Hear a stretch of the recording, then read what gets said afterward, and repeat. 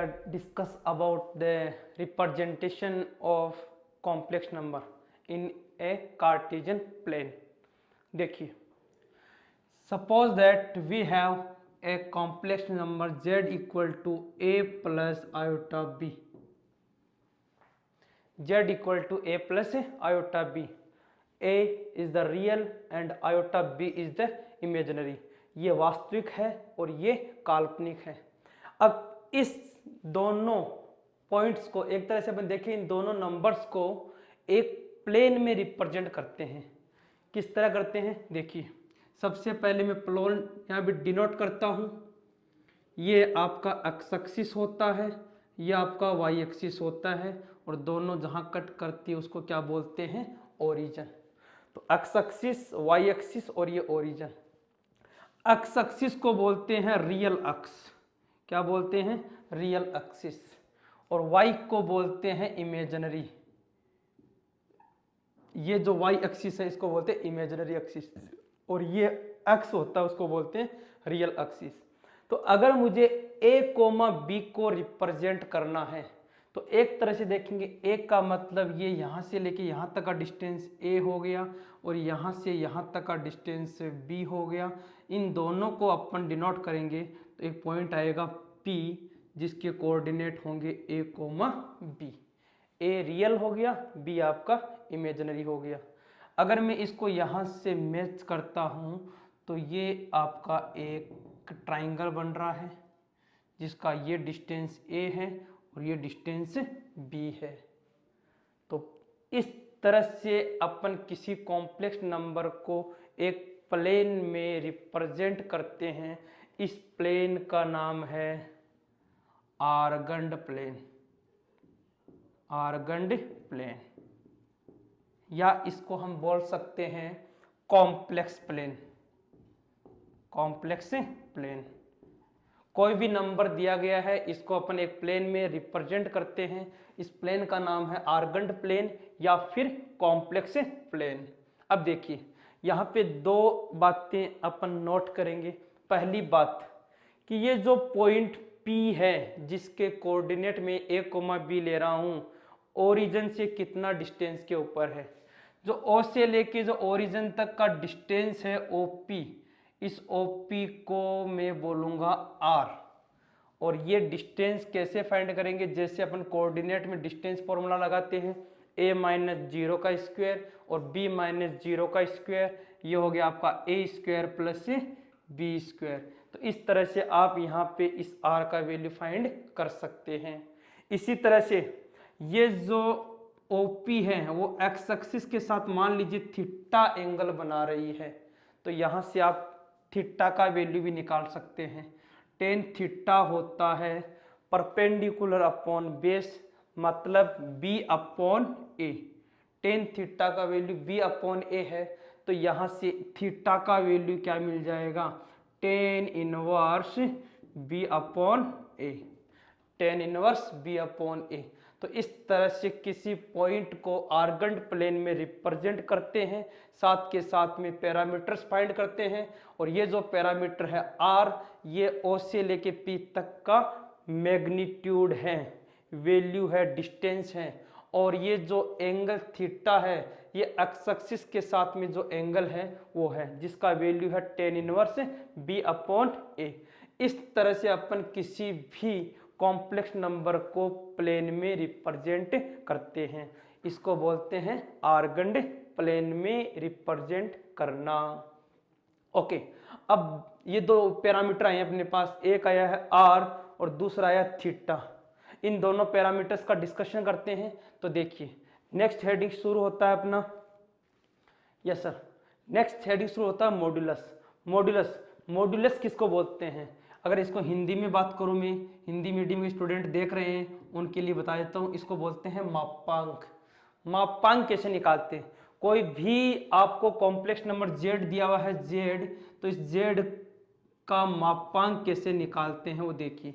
तो आप यहाँ पे याद रखेंगे डायरेक्टली फॉर्मूला, किसी भी कॉम्प्लेक्स नंबर का अगर आपको मापांक निकालना है तो आपको लिखेंगे mod of z, mod of z, जो कि अभी मैंने फाइंड किया था r, ये मॉड ऑफ z होता है। और ये होता है स्क्वायर रूट ऑफ ए का स्क्वायर प्लस बी का स्क्वायर, मतलब रियल का स्क्वायर प्लस इमेजिनरी का स्क्वायर। अगर आप इस फॉर्मूले को याद रखते हैं तो आप इसको ऐसा भी याद रख सकते हैं, under root of real number का स्क्वायर प्लस इमेजिनरी नंबर, वास्तविक संख्या का स्क्वायर प्लस काल्पनिक संख्या का स्क्वायर, और जो वैल्यू आता है, जो मैग्नीट्यूड आता है, इसको क्या बोलते हैं, मॉड्यूलस। क्या बोलते हैं, मॉड्यूलस।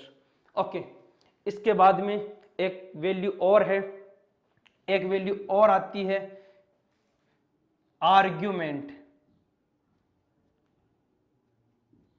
आर्ग्यूमेंट या इसको एम्पलीट्यूड बोलते हैं, एम्पलीट्यूड, हिंदी में बोलते हैं कोणांक। क्या होता है, कोणांक। तो आर्ग्यूमेंट, एम्पलीट्यूड, कोणांक क्या होता है, इसका भी डिस्कशन करते हैं। देखिए, अभी अपन ने पिछले आर्गेंट प्लेन में चर्चा करी थी।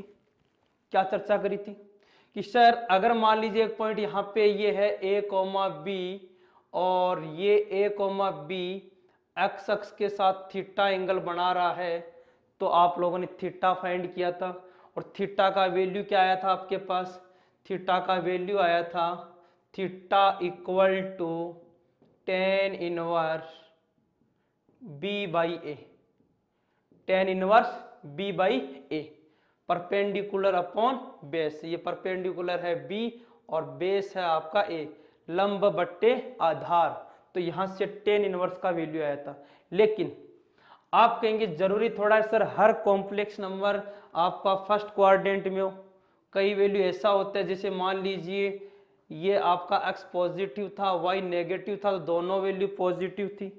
मान लीजिए कोई z इस तरह का आ गया, z equal to minus a plus iota b, तो ये जो नंबर है वो सेकंड क्वाड्रेंट में होगा। अगर मान लीजिए दोनों ही नेगेटिव आ गए इस तरह से, मान लो कोई नंबर ऐसा है माइनस ए माइनस आयोटा बी, ये वाला आ गया, तो ये थर्ड क्वाड्रेंट में हो गया।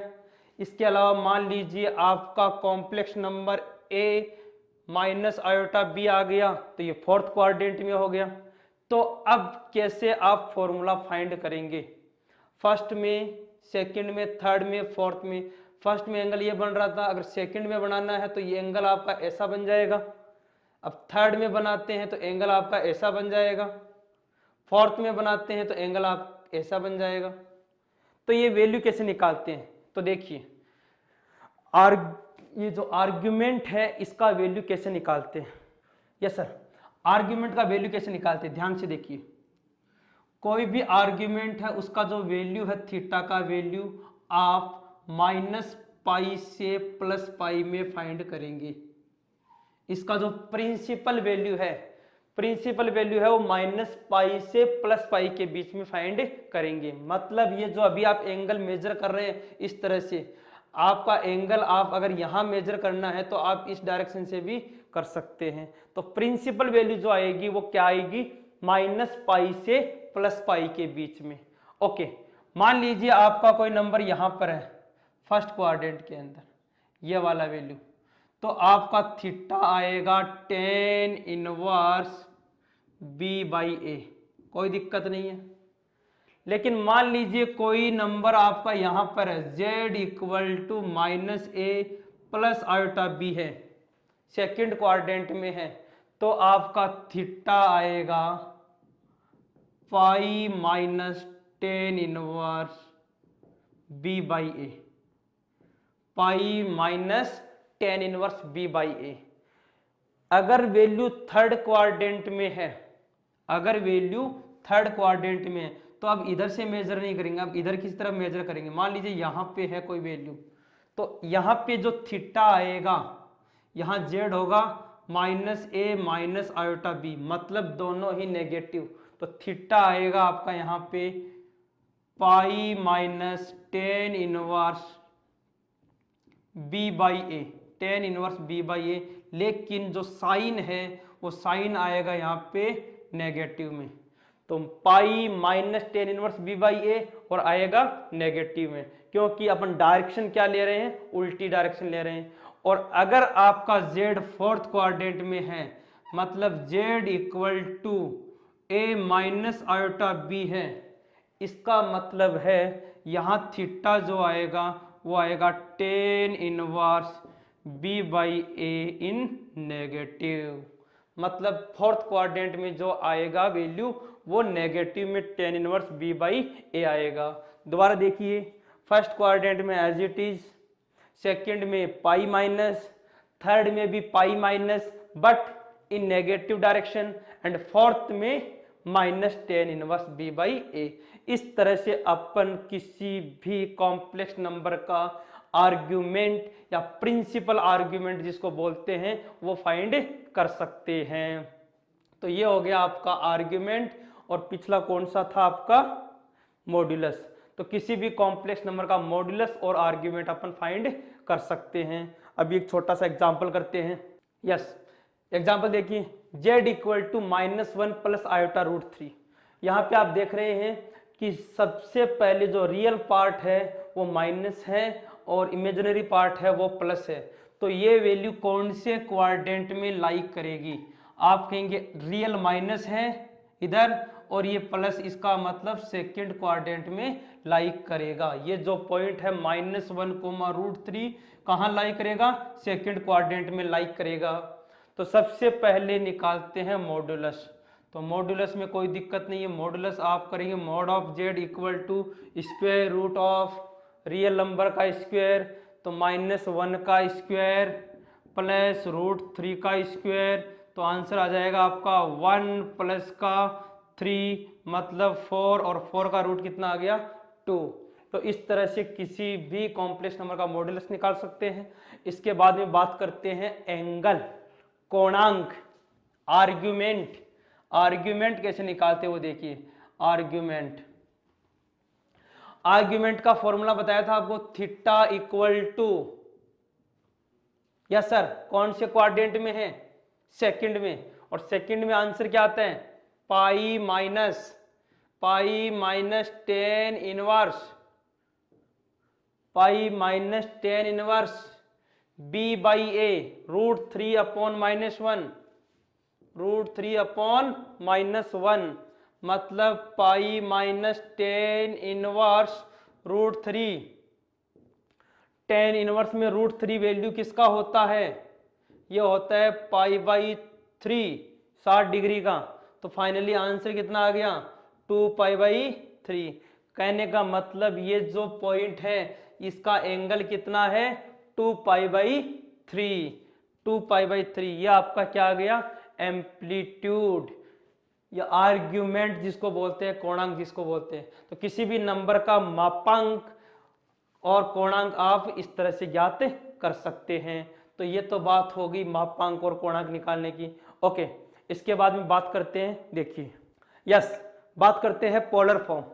पोलर फॉर्म क्या होता है, किसी भी कॉम्प्लेक्स नंबर को पोलर फॉर्म में किस तरह से रिप्रेजेंट करते हैं। देखिए अभी अपन चर्चा कर रहे थे z equal to a plus iota b की। यहाँ पे बताया था ए रियल होता है, बी इमेजिनरी होता है, और इसको अपन ने रिप्रेजेंट किया था एक आर्गेंट प्लेन में इस तरह से। और ये वाला वैल्यू ए था, ये वैल्यू बी था, एंगल थीटा था, इसको हमने आर लिया था, और इस पॉइंट पी को हमने ए कोमा बी लिखा था। ऐसा भी अपन ने किया था पिछले वाले में। ओके, तो यहाँ से देखिए मैं दो वैल्यू निकाल रहा हूँ, एक निकाल रहा हूँ साइन थीटा और दूसरा निकाल रहा हूँ कोस थीटा। तो सबसे पहले हम बात करते हैं कोस थीटा की। कोस थीटा क्या होता है, आधार बटेकरण बेस अपॉन हाइपोटेनियस, मतलब ए अपॉन आर। इसी तरह से साइन थीटा क्या होता है, बी अपॉन आर, मतलब लंब बटेकरण परपेंडिकुलर अपॉन हाइपोटेनियस। तो यहां से दो वैल्यू मिल जाएगी, एक वैल्यू मिलेगा ए का, दूसरा मिलेगा बी का। ए का वैल्यू क्या है, यहां से आप बताएंगे ए का वैल्यू है आर कोस थीटा। इसी तरह से बी का वैल्यू क्या है, आर साइन थीटा। आपने ए और बी दोनों की वैल्यू निकाल ली। ए और बी दोनों की वैल्यू अपन यहाँ जेड में रिप्रेजेंट करेंगे। तो यहाँ से क्या आ जाएगा, देखिए जेड इक्वल टू ए का वैल्यू क्या है r cos theta, r cos theta plus iota, b की जगह क्या लिखेंगे आर साइन थीटा, तो ये हो गया आपका आर साइन थीटा। तो finally z equal to r cos theta plus iota sine theta. इस तरह से किसी भी कॉम्प्लेक्स नंबर का जो फॉर्म होता है आर एंड थीटा की फॉर्म में, इसको बोलते हैं पोलर फॉर्म, कॉम्प्लेक्स नंबर का पोलर फॉर्म। तो आर ओरिजिन से पॉइंट पी तक का डिस्टेंस है जिसको अपन मॉड्यूलस बोलते हैं। थीटा यहाँ पे आर्ग्यूमेंट है कि ये पॉइंट एक्स एक्सिस के साथ जो एंगल बना रहा है उसका है थीटा। तो यहाँ से दोनों फॉर्म आर एंड थीटा की फॉर्म में होती है। ये जो फॉर्म होती है इसको बोलते हैं कार्टेशियन फॉर्म, और ये जो फॉर्म होती है इसको बोलते हैं पोलर फॉर्म। तो इस तरह से कॉम्प्लेक्स नंबर के दो फॉर्म पढ़ लिए, कार्टेशियन एंड पोलर फॉर्म। कई बार क्वेश्चन आता है, देखिए यस क्वेश्चन देखिए, z equal to -1 plus iota in polar form. तो सबसे पहले इसको कन्वर्ट करना है पोलर फॉर्म के अंदर, कि पोलर फॉर्म में किस तरह से रूपांतरित कर सकते हैं। तो यहाँ पे आपको दो ही पैरामीटर फाइंड करने होंगे। पहला z जिसको अपन बोलते हैं r क्या होगा आपका अंडर रूट ऑफ a का स्क्वायर b का स्क्वायर, तो -1 का स्क्वायर प्लस 1 का स्क्वायर, मतलब आ गया आपका √2। तो ये तो आ गया आपका r का वैल्यू जिसको अपन बोलते हैं मापांक। सेकंड जो है वो है आपका थीटा का वैल्यू। अब बताइए कौन से क्वाड्रेंट में है। आप कहेंगे सर माइनस और प्लस, ये माइनस है और ये प्लस है, तो कौन सा क्वाड्रेंट हुआ सेकंड क्वाड्रेंट। सेकंड क्वाड्रेंट में एंगल कैसे निकालते हैं, पाई माइनस टेन इनवर्स 1/-1, मतलब पाई माइनस ये कितना हो गया π/4, फाइनली कितना आ गया 3π/4, थीटा वैल्यू 3π/4। तो आपका पोलर फॉर्म क्या बन गया, z equal to √2 cos 3π/4 plus iota sine 3π/4। तो ये आपका कॉम्प्लेक्स नंबर बन गया r एंड थीटा की फॉर्म में। ओके, तो ये तो थी basic information about argument and modulus and representation of polar form. Okay, next जो है वो है बहुत इंपॉर्टेंट, जहां से क्वेश्चन बनते हैं, वो है प्रॉपर्टीज। तो प्रॉपर्टीज डिस्कशन करने से पहले एक पॉइंट और बच गया, कॉन्जुगेट डिस्कस करते हैं। देखो यस, कॉन्जुगेट निकालना, संयुग्मी निकालना। किसी भी कॉम्प्लेक्स नंबर का कॉन्जुगेट कैसे निकालते हैं, देखिए मान लीजिए सपोज z इक्वल टू दिया हुआ है a प्लस आयोटा b, तो z का संयुग्मी कॉन्जुगेट ऑफ z, जिसको अपन रिप्रेजेंट करते हैं z बार लगा के, इस तरह से एक बार का साइन लगाते हैं, और इसमें क्या करते हैं आयोटा को रिप्लेस करते हैं माइनस आयोटा से, तो इसका कॉन्जुगेट आ गया a माइनस आयोटा b। मान लीजिए आपके पास में z1 दिया हुआ है -a माइनस आयोटा b, तो z1 का कॉन्जुगेट क्या बन गया -a प्लस आयोटा b। मतलब करना क्या है आपको, आयोटा का साइन चेंज करना है। मान लीजिए z2 गिवन है आपके पास ओनली 2, तो z2 का कॉन्जुगेट क्या हो गया 2, क्यों आयोटा वाला पार्ट है ही नहीं, तो साइन किसका चेंज करोगे। मान लीजिए z3 दे दिया आपके पास -2 आयोटा, तो z3 का कॉन्जुगेट क्या मिल गया प्लस का 2 आयोटा। इस तरह से अपन किसी भी कॉम्प्लेक्स नंबर का संयुग्मी निकालते हैं, क्या करते हैं ओनली आयोटा का साइन चेंज करके। तो ये हो गया आपका कॉन्जुगेट निकालना।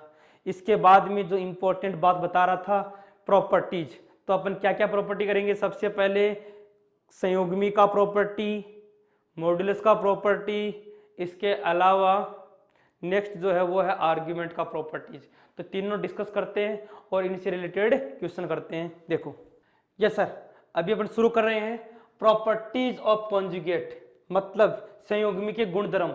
इनको डायरेक्टली कैसे कैसे अपन यूज ले सकते हैं। इनके दो तरह के क्वेश्चन बनते हैं। कई बार तो डायरेक्ट प्रॉपर्टी बेस्ड क्वेश्चन बनता है जिसमें आप डायरेक्टली प्रॉपर्टी यूज करेंगे, आंसर आ जाएगा। और सेकंड, कई बार क्वेश्चन अपन प्रॉपर्टी से करेंगे तो बहुत इजी हो जाता है बजाय पूरा सिंप्लीफाई करने के। जैसे देखो, सबसे पहले किसी कॉम्प्लेक्स नंबर का मैग्नीट्यूड निकालो या इसके कॉन्जुगेट का मैग्नीट्यूड निकालो, दोनों का मैग्नीट्यूड सेम आएगा। कैसे आएगा देखो ध्यान से। मान लीजिए जेड है आपके पास 2 प्लस का 3 आयोटा, आपने इसका मैग्नीट्यूड निकाला, कितना आ गया 2 का स्क्वायर 4, 3 का स्क्वायर 9, रूट ऑफ 13। जेड का कॉन्जुगेट क्या आ गया जेड बार, तो जेड बार क्या हो गया 2 माइनस 3 आयोटा। जेड बार का मैग्नीट्यूड निकालेंगे तो भी कितना आएगा 2 का स्क्वायर 4 प्लस का 9, 4 प्लस का 9 मतलब 13, रूट का 13। तो कहने का मतलब किसी कॉम्प्लेक्स नंबर का मैग्नीट्यूड और उसके संयुग्मी का मैग्नीट्यूड हमेशा क्या आएगा इक्वल आएगा। ओके, सेकंड, किसी कॉम्प्लेक्स नंबर को उसके संयुग्मी से मल्टीप्लाई करते हैं, किसी कॉम्प्लेक्स नंबर को उसके संयुग्मी से मल्टीप्लाई करते हैं तो क्या मिलेगा मैग्नीट्यूड का स्क्वायर। देखो कैसे, मान लीजिए जेड आपको गिवन है a प्लस आयोटा बी, तो जेड बार क्या हो जाएगा a माइनस आयोटा बी। दोनों को मल्टीप्लाई करेंगे जेड इंटू जेड बार। देखो formula a plus B A minus B क्या होता है A square minus B square, तो A square minus iota square B square मतलब A square plus B square, जिसको फाइनली क्या लिख सकते हैं अपन मॉड ऑफ जेड का स्क्वायर। तो mod of Z square equal किसके होता है जेड इंटू जेड बार के। ओके, इसके बाद में property number third, property number third क्या लिखी हुई है कि अगर दो कॉम्प्लेक्स नंबर दे रखे हैं उनके ऊपर आपको कॉन्जुगेट निकालना है तो आप चाहें तो सेपरेट भी कॉन्जुगेट निकाल सकते हैं। जैसे मान लीजिए आपके पास लिखा है 2 प्लस का 3 आयोटा और 1 माइनस का आयोटा, इस पूरे का कॉन्जुगेट निकाल रखा है। तो आप पूरा कॉन्जुगेट निकालने से बेटर है आप डायरेक्टली ऐसा भी कर सकते हैं 2 माइनस 3 आयोटा इंटू 1 प्लस का आयोटा, दोनों का अलग अलग कॉन्जुगेट भी निकाल सकते हैं। वही इंफॉर्मेशन यहाँ आपको माइनस वाले में मिलेगी। बस करना क्या है, सॉरी प्लस का था तो प्लस, यहाँ भी plus, same as it is minus में होगा। अगर मल्टीप्लाई में कर रखा है, मान लीजिए दो नंबर मल्टीप्लाई में है, ये Z1 है Z2 है, इस पूरे का कॉन्जुगेट कर रखा है तो आप दोनों का अलग अलग कॉन्जुगेट कर सकते हैं, पहले का कॉन्जुगेट इनटू दूसरे का कॉन्जुगेट। इसी तरह डिवाइड के अंदर, डिवाइड में मान लीजिए ऐसा लिखा हुआ है, डिवाइड में ऐसा लिखा हुआ है 1 प्लस का 2 आयोटा अपॉन 2 माइनस का 3 आयोटा और पूरे का कॉन्जुगेट निकालना है। तो आप क्या करेंगे, इसको ऐसा कर सकते हैं 1 प्लस 2 आयोटा इसका कॉन्जुगेट अपॉन 2 माइनस 3 आयोटा इसका कॉन्जुगेट। तो फाइनली क्या आंसर आ जाएगा 1 माइनस 2 आयोटा अपॉन 2 प्लस का 3 आयोटा। इस तरह से अपन अलग अलग निकाल सकते हैं। नेक्स्ट है कॉन्जुगेट का कॉन्जुगेट, किसी भी कॉम्प्लेक्स नंबर के कॉन्जुगेट का कॉन्जुगेट करते हैं तो वापस से आपको ओरिजिनल फॉर्म मिल जाता है। इसके बाद में नेक्स्ट है Z1 प्लस Z2 का होल स्क्वायर। नेक्स्ट है एट्थ आपका Z1 प्लस Z2 का होल स्क्वायर। तो आपको अभी बताया था कि जब भी मॉडुलस का स्क्वायर है तो इसको क्या लिखेंगे Z and conjugate of Z। तो यहाँ पे ये plus conjugate of that number. अब आप चाहें तो इसको और भी सिंप्लीफाई कर सकते हैं। कैसे, देखो Z1 plus Z2 as it is रहेगा आपका, इस पे आपको कॉन्जुगेट लगा रखा, मतलब आप दोनों पे अलग अलग लगा सकते हैं अकॉर्डिंग टू दैट प्रॉपर्टी। इस प्रॉपर्टी के अकॉर्डिंग आप दोनों पे लगा सकते हैं। तो Z1 का कॉन्जुगेट प्लस Z2 का कॉन्जुगेट। इसके अलावा इनको आप मल्टीप्लाई करेंगे तो मल्टीप्लाई कर सकते हैं। कैसे, ये वाला इससे मल्टीप्लाई हो गया, क्या बन गया Z1 का कॉन्जुगेट प्लस Z2 का कॉन्जुगेट प्लस Z1 Z2 का हो गया, इन दोनों का हो गया। इसके बाद में है Z2 Z1 बार Z2 Z1 बार प्लस Z1 Z2 बार, इस तरह से अपन मल्टीप्लाई कर सकते हैं। तो ये तो बन जाएगा Z1 का स्क्वायर, ये बन गया आपका Z1 का स्क्वायर, और ये बन गया आपका Z2 का स्क्वायर, प्लस ये एज इट इज हो गया Z1 Z2 बार प्लस Z2 Z1 बार। इस तरह से आप इसको ऐसा भी लिख सकते हैं। कई बार एग्जाम में डायरेक्टली प्रॉपर्टी आ जाती है, तो ये सब प्रॉपर्टीज आपको याद होनी चाहिए टिप्स के ऊपर, जिससे आप प्रॉपर्टी देख के डायरेक्ट आंसर लिख सकते हैं। ओके, तो ये था कॉन्जुगेट का प्रॉपर्टीज। इसके बाद में अपन चलते हैं आगे, प्रॉपर्टीज ऑफ मॉड्यूलस। देखो यस, अभी स्टार्ट करते हैं प्रॉपर्टीज ऑफ मॉड्यूलस। किसी भी कॉम्प्लेक्स नंबर का मॉड्यूलस है उसकी क्या क्या प्रॉपर्टीज होती है, और प्रॉपर्टीज की हेल्प से अपन कैसे क्वेश्चंस को कितना शॉर्ट कितना जल्दी करते हैं वो देखिए। मोस्ट इंपॉर्टेंट, मान लीजिए z equal to a plus iota b कोई भी कॉम्प्लेक्स नंबर दिया हुआ है, तो इसका मैग्नीट्यूड कैसे निकालते हैं, mod of z equal to a square plus b square. ये तो अपन चर्चा कर चुके हैं पिछले वाले क्लास में, पिछले कॉन्सेप्ट में। यहां देखिए सबसे पहला, mod of z is always greater than equal to 0, मतलब कभी भी किसी भी कॉम्प्लेक्स नंबर का मैग्नीट्यूड नेगेटिव नहीं होता, 0 या 0 से बड़ा होता है। अब आप कहोगे सर 0 कब होता है, मैग्नीट्यूड ऑफ z 0 कब होता है, तो मैं कहूंगा mod of z equal to 0 only when then z equal to 0, z equal to 0। और z 0 कब होता है, जब a equal to 0 and b equal to 0। जब ये 0 होता है तो ये 0, और ये 0 होता है तो मैग्नीट्यूड क्या होता है, 0। अदरवाइज किसी भी कॉम्प्लेक्स नंबर का मैग्नीट्यूड हमेशा ग्रेटर देन 0 होता है। Okay, next property, property number 2, इसकी चर्चा आप कर चुके हैं कॉन्जुगेट में। कोई भी कॉम्प्लेक्स नंबर हो उसका मैग्नीट्यूड, उसके कॉन्जुगेट का मैग्नीट्यूड, माइनस से मल्टीप्लाई करके मैग्नीट्यूड, और कॉन्जुगेट को माइनस से मल्टीप्लाई करके मैग्नीट्यूड निकाली। चारों ही केस में मैग्नीट्यूड जो है वो सेम आएगा, मॉड्यूलस जो है सेम आएगा, मापांक जो है सेम आएगा। थर्ड प्रॉपर्टी क्या है, थर्ड प्रॉपर्टी इंपॉर्टेंट है। देखिए Z1 Z2 का मापांक निकालना है, तो आप क्या लिखेंगे, सर दोनों को मल्टीप्लाई करने के बाद मापांक निकालने से बेटर है आप अलग अलग मापांक निकाल दीजिए, इसका मापांक एंड इसका मापांक।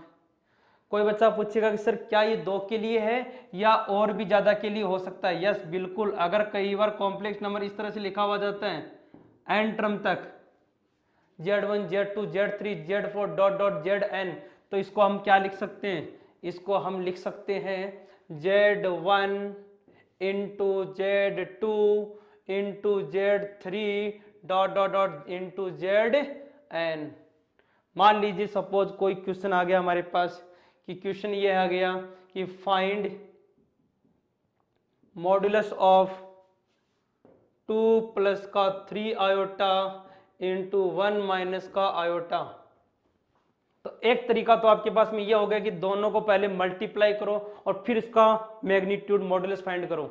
एक तरीका इसका ये है कि दोनों का अलग अलग मॉड्यूलस निकाल के आप आंसर निकाल सकते हैं, जो बहुत जल्दी होता है और फटाफट से आंसर निकाल सकते हैं। देखिए इसका मॉड्यूलस किसका कितना आएगा, इसका मॉड्यूलस आएगा अंडर रूट ऑफ 4 और 9, 4 प्लस का 9 इंटू इसका मॉड्यूलस कितना आएगा 1 और 1 2, फाइनली कितना आ गया रूट 13 और रूट 2 रूट 26। इस तरह से आप डायरेक्टली आंसर निकाल सकते हैं रूट 26।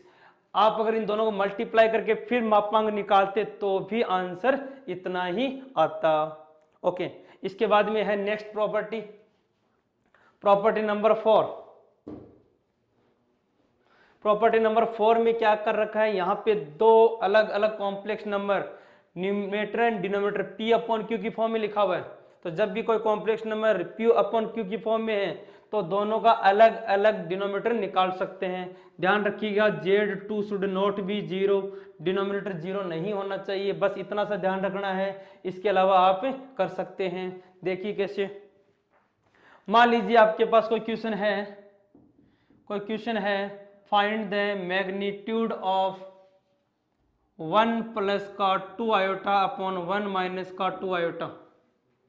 तो एक तरीका तो इसका ये हो गया, रेशनलाइज कीजिए, परमीकरण कीजिए और a प्लस आइटा b का फॉर्म बदलिए, मतलब पहला रियल फिर इमेजिनरी कीजिए और फिर रूट निकालिए।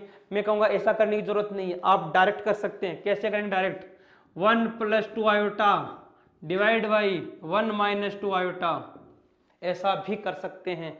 ऐसा करने से क्या होगा, इसका मैग्नीट्यूड मिल गया आपको √1 + 4 5, इसका कितना होगा 1 + 4 5, आंसर विल बी 1। तो आप इस तरह से किसी भी नंबर का जब आपका इस फॉर्म में लिखा हुआ है तो आप इस प्रॉपर्टी को यूज करके डायरेक्टली कर सकते हैं। ओके, इसके बाद में देखिए नेक्स्ट प्रॉपर्टी, ये दोनों प्रॉपर्टी जो लिख रखी है बहुत ज्यादा इंपॉर्टेंट है, very very important, very very important, बहुत ज्यादा इंपॉर्टेंट है। देखिए ये ट्राइंगल की प्रॉपर्टीज की तरह है। देखो यहाँ पे क्या है, आप लोगों ने ट्राइंगल में देखा होगा कि समीशन ऑफ टू साइड, दो साइड का समीशन हमेशा थर्ड साइड से ग्रेटर होता है। तो वही कंडीशन यहाँ पे कि दो, एक साइड Z1 है दूसरा Z2, इन दोनों का समीशन इस थर्ड साइड से हमेशा क्या होगा, ग्रेटर होगा, क्या होगा, बड़ा होगा। और यहाँ पे सेकंड कि Z1 और Z2 दो साइड्स का डिफरेंस जो है वो थर्ड साइड से हमेशा क्या होता है, छोटा होता है। तो ये होगी प्रॉपर्टी 5th एंड 6th। ये प्रॉपर्टी डायरेक्ट एग्जाम में पूछी जाती है तो आप इनको याद रख सकते हैं। इसके बाद प्रॉपर्टी नंबर 7। प्रॉपर्टी नंबर 7 क्या है, देखिए मान लीजिए Z आपको गिवन है 2 + 3 आयोटा और पूछा है कि आप इसका स्क्वायर करके फिर इसका मॉड्यूलस निकालिए, या फिर पूछ ले इसका क्यूब करके मॉड्यूलस निकालिए। इस तरह का क्वेश्चन आ गया तो सबसे पहले आप अगर इसका क्यूब करते हैं a + b³ 3 का फॉर्मूला लगा के फिर मॉड्यूलस निकालते हैं तो बहुत टफ काम हो जाएगा और बहुत ज़्यादा टाइम कंज्यूम होगा। तो टाइम बचाने के लिए आप ऐसा कर सकते हैं, इसको ऐसा भी लिख सकते हैं 2 + 3 आयोटा की होल पावर 3। अब यहाँ पे मॉड्यूलस निकाल सकते हैं। मॉड्यूलस क्या आएगा, √2 का स्क्वायर 4, 3 का स्क्वायर 9 की पावर 3, मतलब आंसर कितना आ गया 13 की पावर 3/2। तो इस तरह से आप इस प्रॉपर्टी की हेल्प से डायरेक्ट आंसर निकाल सकते हैं जब भी कोई क्वेश्चन इस टाइप का आपके पास आता है। तो इसके बाद में last property 8th number property है कि Z1 + Z2 का स्क्वायर और Z1 - Z2 का स्क्वायर होता है 2Z² Z1² + Z2²। क्योंकि यहाँ पे अपन एक तरह से वेक्टर की तरह देखें तो वेक्टर में आप लोगों ने किया है a + b² and a - b²। तो a + b² में a² b² 2ab cos theta, a - b में आता है a² b² - 2ab cos theta. जब दोनों को ऐड करेंगे तो 2ab cos थीटा कट जाएगा, आंसर हो जाएगा 2a² + b²। तो उस प्रॉपर्टी के बिहाफ आप इस प्रॉपर्टी को याद रख सकते हैं। तो ये हो गया प्रॉपर्टीज ऑफ मॉड्यूलस। ओके, इसके बाद में नेक्स्ट है properties of argument. Yes, next है प्रॉपर्टीज ऑफ आर्ग्यूमेंट। अभी अपने डिस्कस किया था आर्ग्यूमेंट कैसे निकालते हैं। आर्ग्यूमेंट निकालने का फॉर्मूला होता है theta = tan inverse imaginary upon real. Okay, तो यहाँ पे कुछ प्रॉपर्टीज है, उस बेस पे अपन क्वेश्चन को बहुत ही जल्दी कर पाते हैं। एक तरह से इनको आप ट्रिक समझ सकते हैं। देखिए पहला है आर्ग्यूमेंट ऑफ Z1 Z2। तो आर्ग्यूमेंट ऑफ Z1 + Z2, जैसा कि मान लीजिए आपको दो अलग अलग कॉम्प्लेक्स नंबर Z1 और Z2 दिया है, उनका आर्ग्यूमेंट निकालना है तो आप दोनों को मल्टीप्लाई करके आर्ग्यूमेंट निकालेंगे, उससे बेटर रहेगा आप दोनों का आर्ग्यूमेंट निकाल के प्लस कर देंगे। तो आप एक तरह से लॉग प्रॉपर्टी की तरह याद रख सकते हैं। लॉग में आपने पढ़ा होगा log AB क्या होता है, log A + log B। Similarly log A/B क्या होता है, log A - log B। तो आप लॉग की तरह आर्ग्यूमेंट की प्रॉपर्टीज को डायरेक्टली याद रख सकते हैं।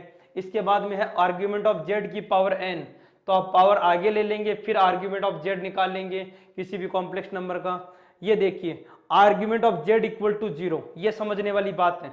देखो मैं डायग्राम से समझा देता हूं। इधर देखिए, मान लीजिए आपके पास में लिखा है ओनली Z = मान लो A लिखा हुआ है, या z इक्वल टू मान लो माइनस ए लिखा हुआ है, मान लो z equal to iota B लिखा हुआ है, या z equal to minus iota B लिखा हुआ है, तो ध्यान से देखिए, अगर आपके पास z equal to A, z equal to अगर रियल लिखा हुआ है, इसका मतलब ये पॉइंट कहाँ लाई करेगा, x अक्ष पे लाई करेगा, तो थीटा कितना हो जाएगा यहाँ पे 0 डिग्री। आंसर क्या हो जाएगा 0 डिग्री।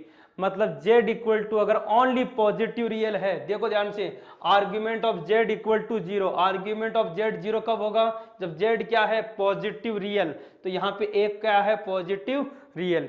इसी तरह से argument z equal to minus A, यहाँ पे आप देख रहे हैं कि माइनस ए कहाँ लाई करता है, लेफ्ट साइड में माइनस ए कोमा 0, तो यहाँ पे जो एंगल बन रहा है वो कितना बन रहा है पाई 180।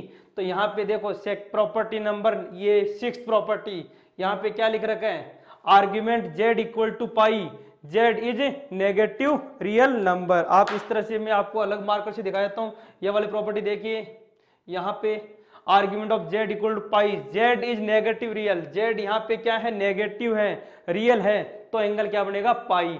यहाँ पे देखिए z equal to iota B, z equal to iota B, मतलब जब ओनली इमेजिनरी है और पॉजिटिव है, इमेजिनरी एंड पॉजिटिव, तो एंगल कितना है यहाँ पे 90 डिग्री। तो ये देखिए प्रॉपर्टी यहाँ पे, ये property argument iota Y, y is greater than 0, y 0 से बड़ा है, तो आपका एंगल क्या बनेगा पाई बाई 2 90 डिग्री।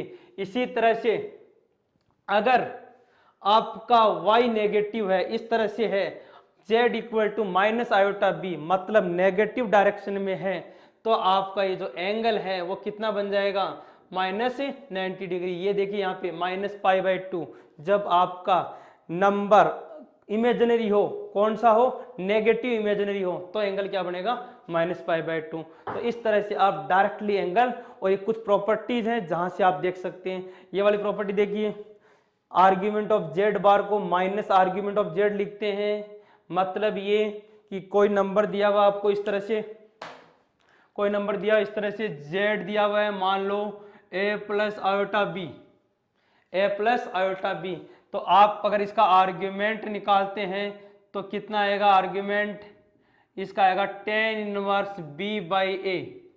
लेकिन अगर आप इसका कॉन्जुगेट निकालते हैं, मतलब z बार निकालते हैं, तो a माइनस आयोटा बी, तो उस केस में अगर आप आर्ग्यूमेंट ऑफ z बार निकालेंगे तो minus tan inverse b by ए आएगा। तो ये प्रॉपर्टी है ये वाली, जब भी किसी कॉन्जुगेट का आर्ग्यूमेंट निकालते हैं तो माइनस का साइन आगे लगा दो। तो इस तरह से ये होगी प्रॉपर्टीज ऑफ आर्ग्यूमेंट, जिसको अपन डायरेक्टली कर सकते हैं। ये भी बहुत ज़्यादा इंपॉर्टेंट है, ये प्रॉपर्टी बहुत इंपॉर्टेंट है, कई बार डायरेक्ट एग्जाम में पूछी जाती है। तो ये था प्रॉपर्टीज का कॉन्सेप्ट। तो आप प्रॉपर्टीज करेंगे, इसके बाद में जो क्लास होने वाली है इसमें अपन बहुत ही इंपॉर्टेंट टॉपिक लेके आएंगे, वो है De Moivre theorem, omega related question बहुत ज़्यादा एग्जाम में पूछे जाते हैं। तो आज के लिए इतना ही करते हैं, थैंक यू, बाय बाय।